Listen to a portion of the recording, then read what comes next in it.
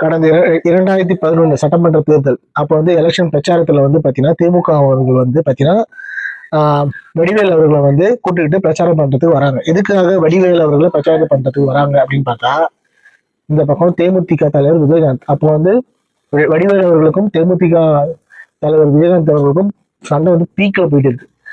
So அப்போ வந்து வடிவேலை வச்சு விஜயகாந்தை பயங்கரமா விமர்சிச்சாங்க, ரொம்ப மட்டம் தட்டி பேசினாங்க. ஸோ அது மட்டும் தான் பண்ணாங்களா அப்படின்னா இல்லை, அப்படி மட்டும் இல்லை. ஒரே மேடையில கலைஞர் அவர்கள் இருக்காங்க, இந்த பக்கம் வந்து ஸ்டாலின் அவர்கள் இருக்காங்க. ஸோ அவங்க இருக்கும்போது ஒரே மேடையில சோனியா காந்தி அவர்கள் மேடம் இருக்காங்க. ஒரே மேடையில விஜயகாந்தை படுங்காலமா பேசினாங்க திமுக.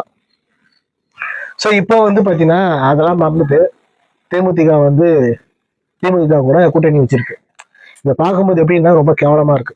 நீங்க நினைக்கலாம், ஏன் அதிமுக கூட வந்து கூட்டணி வைக்கலையா அப்படின்னு இந்த கேள்வி எழுப்பலாம்.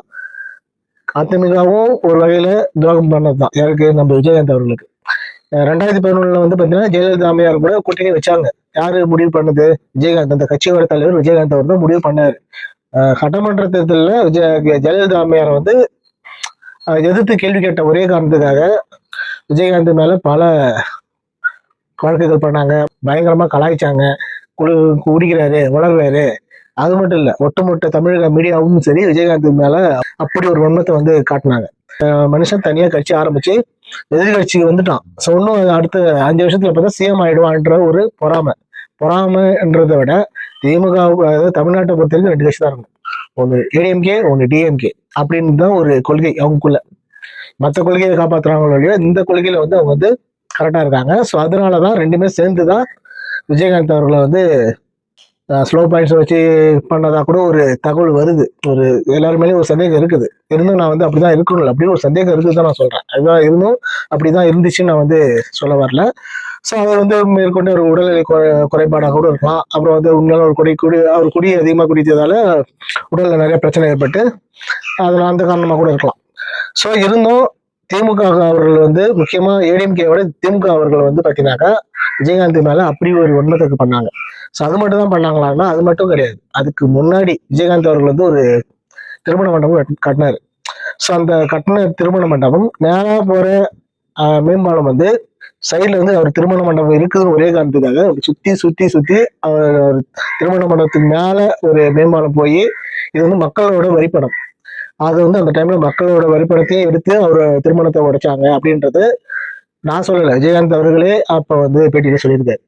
ஸோ அப்படிலாம் வந்து விஜயகாந்துக்கு மேல வந்து ஒரு பெரிய ப்ரெஷர் பண்ணாங்க. அது மட்டும் இல்லாமல் கொலை மிரட்டல், வடிவேலை வச்சு கலாய்க்கிறது, ஸோ இன்னும் நிறைய விஷயங்கள்லாம் பண்ணாங்க. ஆனா இப்ப வந்து பாத்தீங்கன்னா தேமுதிக வந்து திமுக கூட கூட்டணி வச்சிருக்குன்னு பாத்தீங்கன்னா ரொம்ப அருவறுப்பா ஒரு விஷயமா தான் இருக்கு. ஏன்னா இப்படி பண்ணாக்கா விஜயகாந்தோடைய ஆத்மா வந்து கண்டிப்பா சாந்தி அடையாது. நீங்க பல பேர் சொல்லலாம், விஜயகாந்தே இருந்திருந்தா அப்படிதான் பண்ணியிருப்பாரு, விஜயகாந்தே இருந்தா அப்படிதான் பண்ணியிருப்பாரு. என்ன பண்ணிருப்பாரு? அந்த மனுஷன் கட்சி ஆரம்பிக்கும் போதே சொன்னாரு, திமுகவுடையும் அதிமுகவுக்கும் எந்த ஒரு பொழுதும் கூட்டணியே நான் வைக்க மாட்டேன் அப்படி சொல்லிதான் கட்சி ஆரம்பிச்சாரு. ஆனா ஒரு காலகட்டத்துல 2011 சில அரசியல் சூழ்நிலையால வந்து பாத்தீங்கன்னா அதிமுகவும் தேமுதிகவும் கூட்டணி வைக்குது. அப்ப வந்து பயங்கரமா வெற்றி அடையுது. தேமுதிக தலைவர் விஜயகாந்த் அவர்கள் வந்து எதிர்கட்சி ஆயிடுறாரு. அதுக்கப்புறம் நடந்த அரசியல் சூழ்ச்சி, முக்கியமா விஜயகாந்துக்கு வந்து பயங்கரமா சூழ்ச்சி பண்ணியிருக்காங்க எல்லாருமே சேர்ந்து. அவர் கட்சிக்குள்ளேயும் சரி கட்சி வெளியும் சரி அவருக்கு வந்து பயங்கரமா சூழ்ச்சி பண்ணிதான் அவர் வந்து இந்த அளவுக்கு பண்ணாங்க. ஸோ அதுக்கப்புறம் வந்து ஒரு காலகட்டத்துல வந்து பாத்தீங்கன்னா தேமுதிக என்ற கட்சியே வந்து இருக்குதா இல்லையான்ற சூழ்நிலை தான் வந்துச்சு. ஸோ இப்பயும் பாத்தீங்கன்னா அந்த கட்சியில வந்து சில பேர் எண்ணி சொல்லிடலாம், ஒரு ஊர்ல தேமுதிக 2 ஓட்டு 3 ஓட்டு தான் இருக்கும். நான் பேசுறது வந்து அவங்க கட்சிக்காரங்க வந்து ஒரு வெறுப்பு கூட ஏற்படலாம். ஆனா இதான் உண்மை. இப்ப இருக்கிற சூழ்நிலை வந்து தேமுதிக கட்சி ஓட்டு சதவீதம் வந்து பாத்தீங்கன்னாக்கா ஆளால் பிரிச்சுட்டாங்க. ஏற்கனவே வந்து விடுதலை சிறுத்தைகள் கொஞ்சம் எடுத்துட்டாங்க, பாமக கொஞ்சம் எடுத்துட்டாங்க, அப்புறம் வந்து மற்ற கட்சிகள்லாம் கொஞ்சம் அங்கங்க கூறு போட்டு எடுத்துட்டாங்க. முழுக்க முழுக்க அது இருக்கிற பாதி ஓட்டு வந்து பாத்தீங்கன்னா விஜய் அவர்கள் வந்து எடுத்துக்கினாரு. ஸோ இப்ப இருக்கிற சூழ்நிலை இந்த கட்சியில எத்தனை ஓட்டு தான் இருக்குன்றது எண்ணி பார்த்தாலே தெரிஞ்சிடும். ஸோ அப்படி இருக்கிற சூழ்நிலையில கேவலம் ஒரு தொகுதி 2 தொகுதிக்காக விஜயகாந்தோடைய மானத்தையே வாங்கிட்டாங்க நம்ம பிரேமலதா விஜயகாந்த் அவர்கள். ஸோ இப்படி பார்த்தா அவருடைய ஆத்மா கூட சாந்தி அடையாது. அதை தான் நான் சொல்லுவேன். ஸோ உங்களோட கருத்தை வந்து கமெண்ட் பாக்ஸ்ல கமெண்ட் பண்ணுங்க. என்னோட கருத்து எப்படி இருக்குன்றத கமெண்ட் பாக்ஸ்ல கை ஊத்துங்க. அடுத்த ஒரு வீடியோல சந்திக்கலாம். டாடா பாய்.